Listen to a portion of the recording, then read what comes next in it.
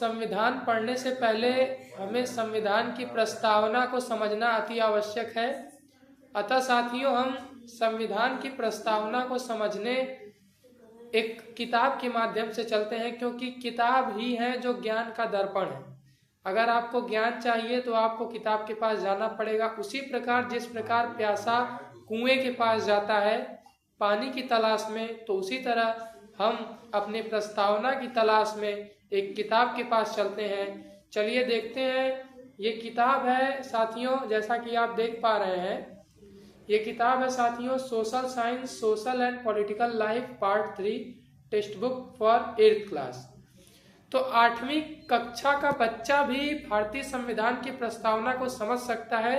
जैसे कि भारतीय संविधान की प्रस्तावना को समझने के लिए आजकल बच्चे नाना प्रकार की कोचिंगों में जा रहे हैं, चाहे वो सिपाही की तैयारी करने वाले हों, चाहे वो लेखपाल की तैयारी करने वाले हों, चाहे वो नायब तहसीलदार की तैयारी करने वाले हों। तमाम आयोग बने हुए हैं विभिन्न परीक्षाओं में उत्तीर्ण करते हुए बच्चों को सरकारी सेवाओं में लाने के लिए।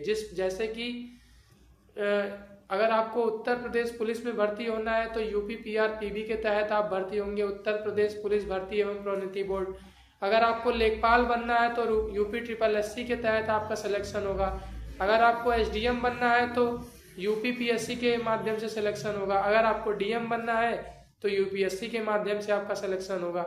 तो आप कहीं भी सिलेक्शन लेना चाहेंगे, क्योंकि परीक्षाओं में प्रश्न जो है प्रस्तावना से अक्सर देखने को मिलते हैं। हाँ, ये बात अलग है कि सिपाही और लेखपाल की परीक्षाओं में प्रस्तावना से प्रश्नों का स्तर कुछ और होता है, तो वहीं यूपी PSC और UPSC में प्रस्तावना से संबंधित प्रश्नों का स्तर उच्च होता है, क्योंकि वहाँ बड़े अधिकारियों को भर्ती करना है। बड़े अधिकारियों की समाज में जिम्मेदारी अधिक है, उनका कर्तव्य अधिक है। तो अब साथियों आइए हम बढ़ते हैं प्रस्तावना को समझने की ओर। हालांकि ये किताब इंग्लिश में दी हुई है, लेकिन मैं आपको प्रयास करूंगा कि हमारी जो राजभाषा हिंदी है मैं आपको हिंदी में समझाने की पूरी कोशिश करूंगा। तो साथियों, हम बढ़ रहे हैं एक एक पन्ना पलटते हुए प्रस्तावना की ओर। मुझे लगता है जल्दी प्रस्तावना हमारे सामने प्रकट हो जाएंगी।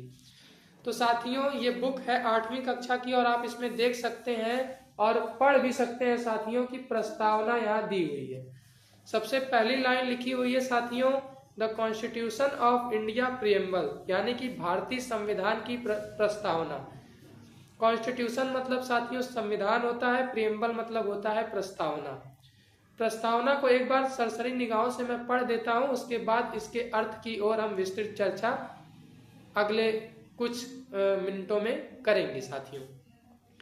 We the people of India having solemnly resolved to constitute India into a sovereign, socialist, secular, democratic republic and to secure to all its citizens justice, social, economic and political, liberty of thought, expression, belief, faith and worship, equality of status and opportunity and to promote among them all fraternity, assuring the dignity of the individual and the unity and integrity of the nation.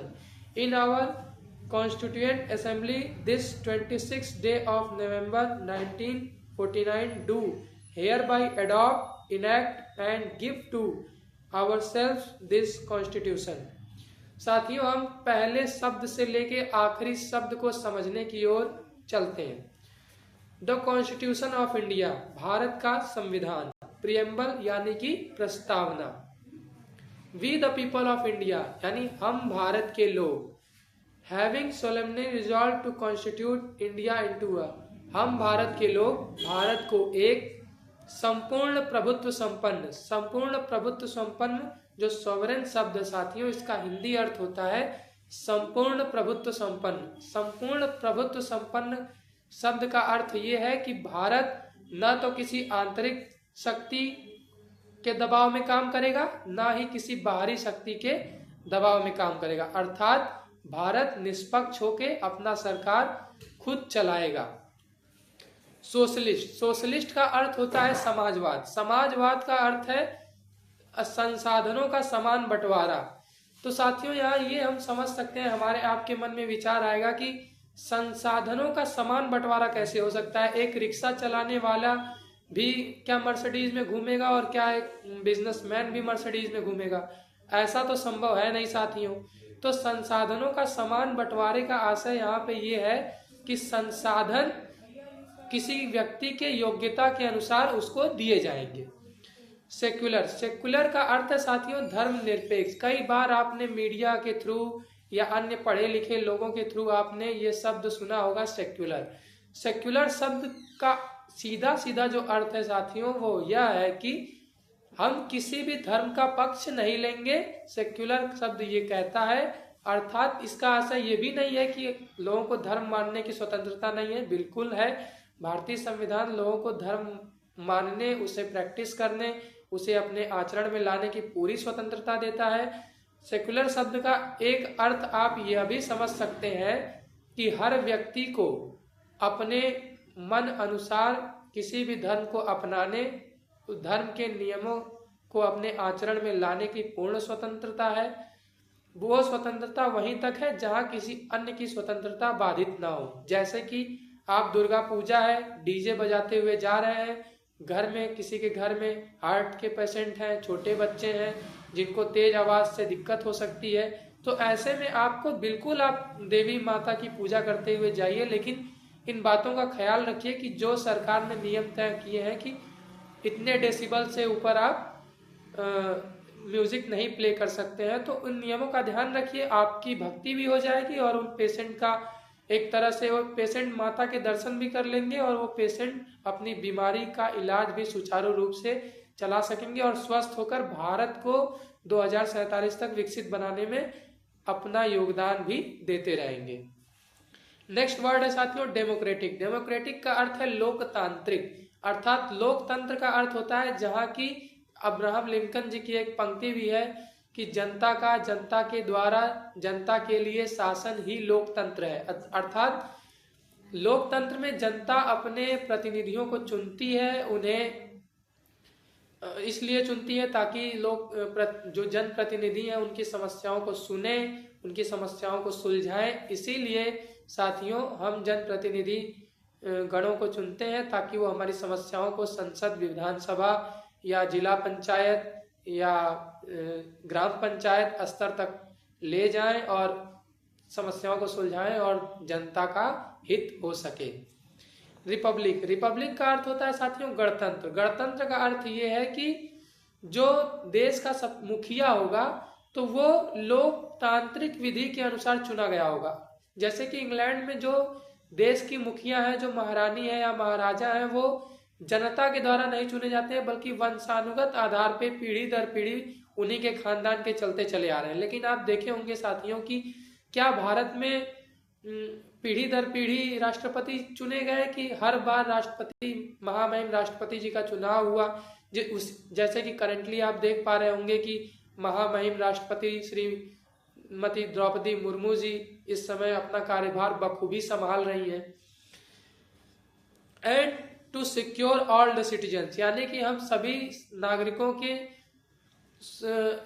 ये भी सुनिश्चित करते हैं, न्याय सुनिश्चित करते हैं। न्याय है social, economic and political. Social मतलब सामाजिक, इकोनॉमिक मतलब आर्थिक और पॉलिटिकल मतलब राजनैतिक। लिबर्टी, लिबर्टी मतलब स्वतंत्रता। लिबर्टी यानी स्वतंत्रता। किन किन चीजों को प्रस्तावना आपकी स्वतंत्रता सुनिश्चित करता है? वो है एक्सप्रेशन, यानी कि आप अपने भावों को व्यक्त कर सकते हैं, यानी कि अभिव्यक्ति की स्वतंत्रता। बिलीव यानी आप भरोसे जिस पे भी चाहे उस पे भरोसा कर सकते हैं, ये भी आपको स्वतंत्रता हमारा भारतीय संविधान की प्रस्तावना दे रही है।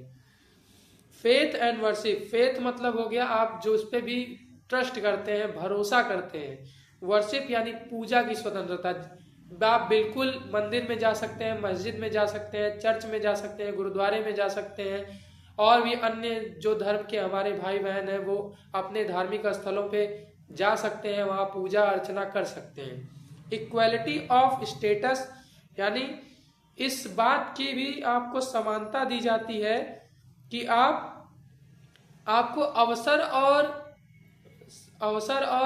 अवसर की समानता भी दी जाती है और समानता की भी पूरी अपॉर्चुनिटी यानी अवसर दिया जाता है। Fraternity assuring the dignity of the individual and the unity integrity of nation, यानी हमें भाईचारा और बंधुत्व की भावना को भी हम बढ़ावा दे सकते हैं। ये भी हमारा भारतीय संविधान की प्रस्तावना हमें सिखा रही है। साथियों, मैं एक फैक्ट पे चर्चा करना चाहूंगा। ये जो जस्टिस है, ये जस्टिस जो सोशल, इकोनॉमिक एंड पॉलिटिकल है, ये यूएसएसआर जो 1991 में जो सोवियत संघ था वो विघटित हो गया, विघटित होकर कई देशों में बंट गया। तो साथियों, उससे पहले जो यूएसएसआर का संविधान था, उस संविधान से ही ये तीनों शब्द लिए गए हैं, social, economic and political justice, यानी कि सामाजिक, आर्थिक और राजनैतिक जो माफी चाहूंगा खांसी के लिए, जो social, economic and political justice जो तीनों शब्द हैं, ये यूएसएसआर के संविधान से लिए गए हैं। और बंधुत्व और भाईचारे की जो भावना प्रस्तावना में हम देख पा रहे हैं, ये फ्रांस के संविधान से लिया गया है। In our Constituent Assembly, this 26th day of November 1949, do hereby adopt, enact and give to ourselves this Constitution। यानी कि 26 नवंबर सन 1949 को हमारी भारतीय संविधान सभा ने, जिसके बारे में आप भली भांति परिचित होंगे, काफ़ी सारे फैक्ट भी आपको पता होंगे, तो उसी फैक्ट में से एक फैक्ट ये है कि 26 नवंबर 1949 को भारतीय संविधान ने हमारे संविधान को अंगीकृत, अधिनियमित और आत्मार्पित किया था। अंगीकृत का मतलब होता है साथियों अपनाना, और आत्मार्पित का मतलब होता है खुद को सौंप देना। यानी कि संविधान सभा ने सिर्फ देश के लिए, ये देश के शासन को चलाने के लिए ये दस्तावेज नहीं बनाया था, बल्कि जनता से भी उनका ये आग्रह था कि आप इस किताब, संविधान रूपी जो किताब है, उसको अपनाइए, उसको पढ़िए, अपने अधिकारों को जानिए, अपने कर्तव्यों को जानिए, उसे समाज में दिन प्रतिदिन की गतिविधियों में निभाइए। तो हमारा भारत देश एक दिन, उनका यही सपना था जिसको लेके माननीय प्रधानमंत्री जी भी प्रयासरत हैं, सभी देश की सभी राज्य सरकारें प्रयासरत हैं कि हमारा देश भी Japan, Singapore, America, south Korea जैसे विकसित देशों में शामिल होके कंधे से कंधा मिला के हम भी एक गर्व के साथ कह सकें, कहीं जाएं, किसी विदेश में जाएं, किसी देश में जाएं या कहीं पे भी जाएं, तो हम कह सकें हाँ हम भारतीय हैं। तो इन्हीं शब्दों के साथ साथियों मैं अपने वाणी को विराम देता हूँ। जय हिंद, जय भारत, वंदे मातरम।